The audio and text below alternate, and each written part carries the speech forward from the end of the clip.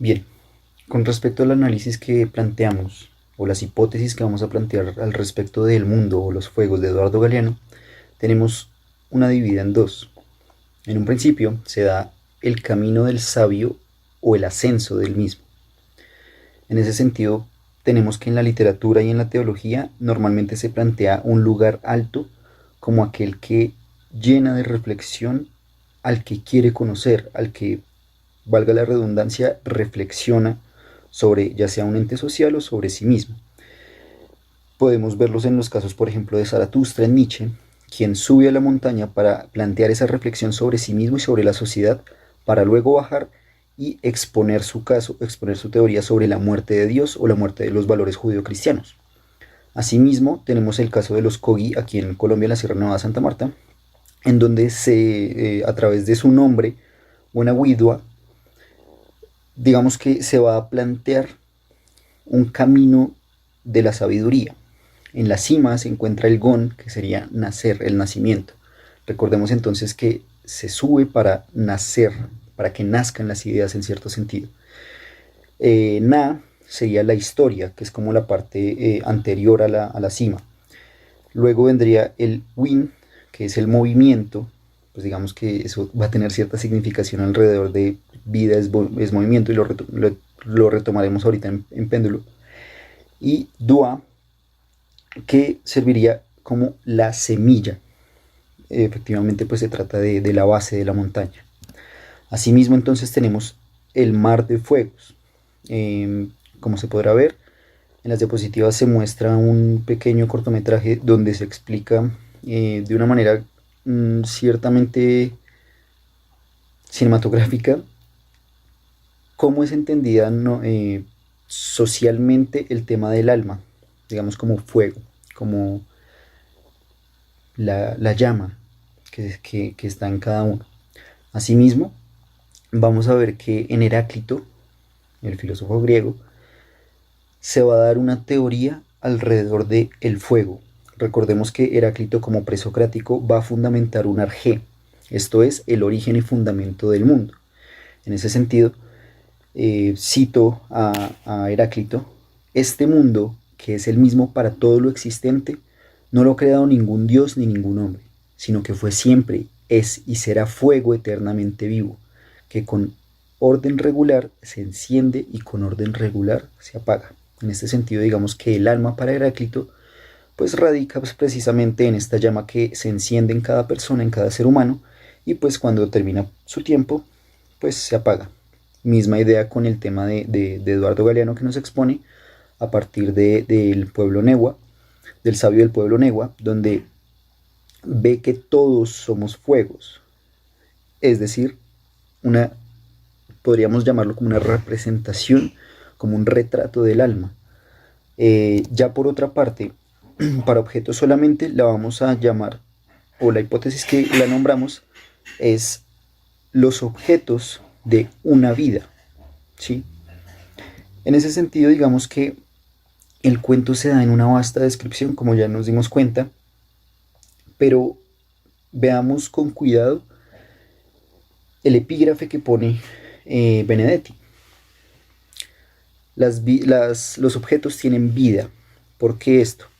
Sencillamente se da en la medida que Benedetti construye una vida, construye una serie de elementos a partir de solamente los objetos. Esa descripción densa que hace de todo el ambiente, donde nos interpela a nosotros como lectores, nos hace parte de la narración misma, es cuando se vuelve en cierto sentido importante ese objeto. Cada uno de los objetos va a tomar una significancia muy importante para la descripción del sujeto, de Fernando, quien se nos narra pues el tema de la homosexualidad y el tabú que se tiene en este tiempo, digamos, anterior a la dictadura, pero que se va a fortalecer mucho más con la dictadura. En la imagen podemos ver la comunidad de las locas en la isla del Tigre, las Islas del Tigre, perdón. Allí, digamos que era una comunidad LGTBIQ+, que tomó resistencia respecto a la dictadura argentina y uruguaya. Asimismo, digamos que en la descripción que realiza Benedetti de toda la escena, nos podemos dar cuenta de cómo la vida se articula en pequeños objetos. Recordemos, por ejemplo, la canción de Serrat, las pequeñas cosas son aquellas que en donde está el tiempo, en donde se inaugura pues un momento. Puede que se dé una especie de objetivación de la vida, más sin embargo, en este caso sí va a caber, ya que los objetos narran cada uno de sus estadios.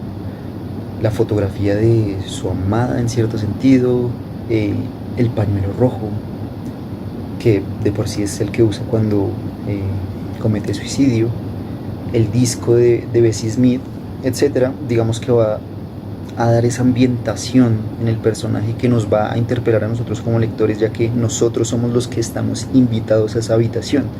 Somos a quienes nos dice observen qué es lo que hay.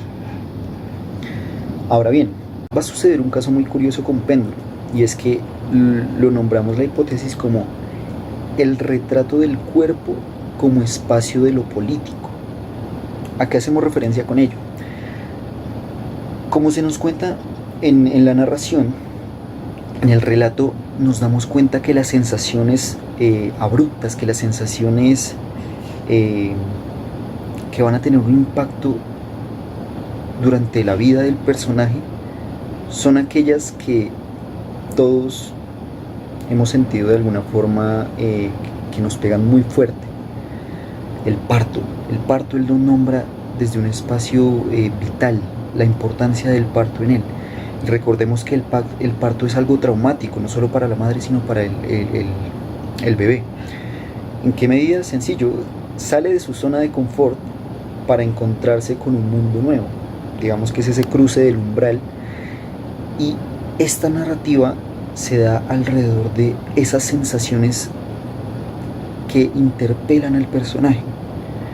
El contacto con el agua y su lucha contra la misma en la medida que no dejarse ahogar.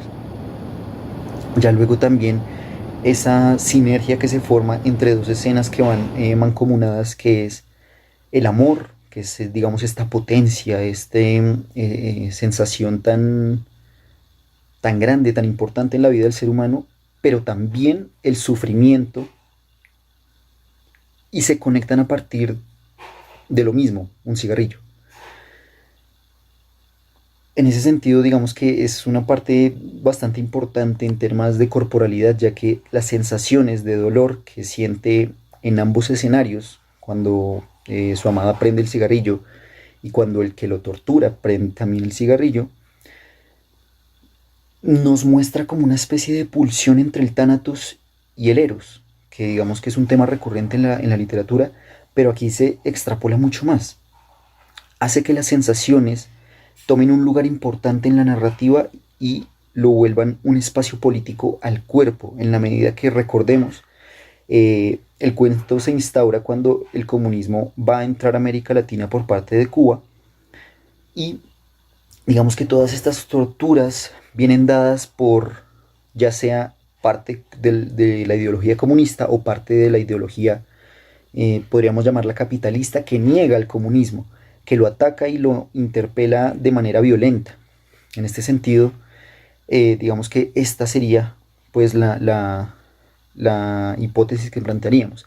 Asimismo, recordemos el título. El título es completamente importante en la medida que da sentido a la vida pues del personaje.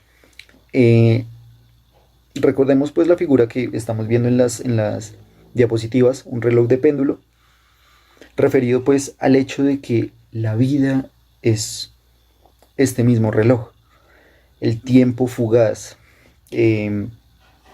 Esta frase que tenemos acá de Ernesto Sábato, donde dice: la vida es tan corta y el oficio de vivir tan difícil que cuando uno empieza a aprenderlo, ya hay que morirse.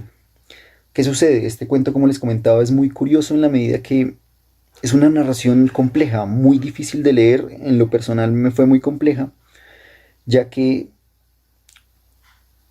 salta mucho, tiene muchos saltos que parecen no corresponder, pero ya luego nos damos cuenta que es el mismo personaje y nos cuentan la vida de ese personaje a partir de su cuerpo. Cuando nace, las sensaciones del frío, del contacto con el agua, todo esto, para posteriormente narrarnos las torturas que vive, ya sea por, digamos que esta incautación del comunismo o por temas aparte con el amor. Sí, en ese sentido, el péndulo deja de moverse cuando la vida acaba. En ese sentido, por eso mencionamos entonces el movimiento y la vida. El movimiento como sinónimo de la vida. Si algo para, sencillamente muere. Por último, como comentaba, digamos que el cuerpo y lo político se van a articular de manera que ese cuerpo que tanto lo sufrió se va a instaurar en un entorno político. Tanto así que lo hacen a partir de la tortura delatar todo lo que él vivió como parte del movimiento comunista. En ese sentido, ahí es donde queremos hacer el énfasis. El cuerpo es un espacio político a través del cual se accede. Recordemos, por supuesto, Historia de la Sexualidad de Foucault, ¿sí? Cómo ese cuerpo se convierte en un espacio donde ataca el poder, donde interpela el poder, donde